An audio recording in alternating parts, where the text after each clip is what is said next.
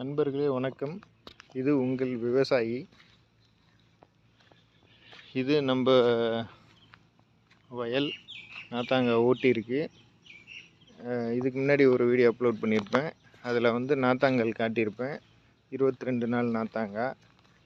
இன்னும் ஒரு வாரம், அதிகபட்சம் 30லேருந்து 35 நாளுக்குள்ள பறித்து நடவுக்கு ரெடி ஆகிடும்.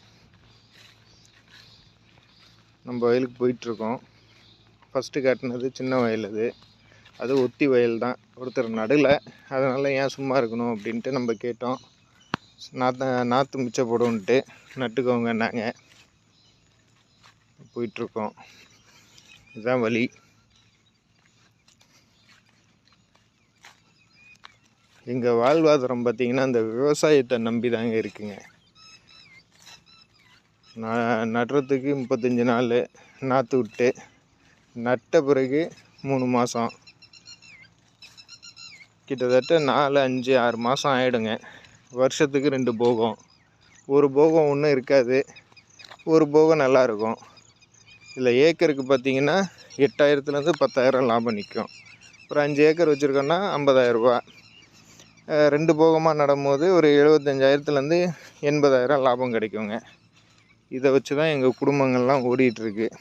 இதில் தான் குடும்ப செலவு, நல்லது கெட்டது செலவு, மொய் எழுதுறது, இந்த மாதிரி நல்ல விஷயங்களுக்கு பண்ணுறது, சாப்பாடு செலவு, பொங்கல் தீபாவளி வந்தால் அதுக்கு செலவு, பிள்ளை குட்டிங்களுக்கு ஃபீஸு, ஸ்கூல் ஃபீஸு,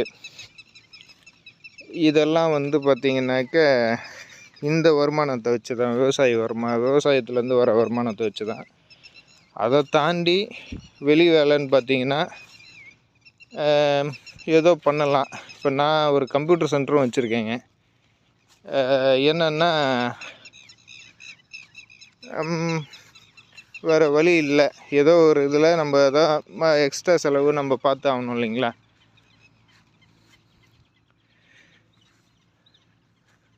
அதனால் நம்ம ஒரு சில விஷயங்கள் பண்ணால் தான் இது பண்ண முடியும். விவசாயத்துலேருந்து ஃபுல்லாக இன்கம் வந்துடும், பெருசாக வந்துடும் அப்படின்னாக்க அது வாய்ப்பு இல்லை.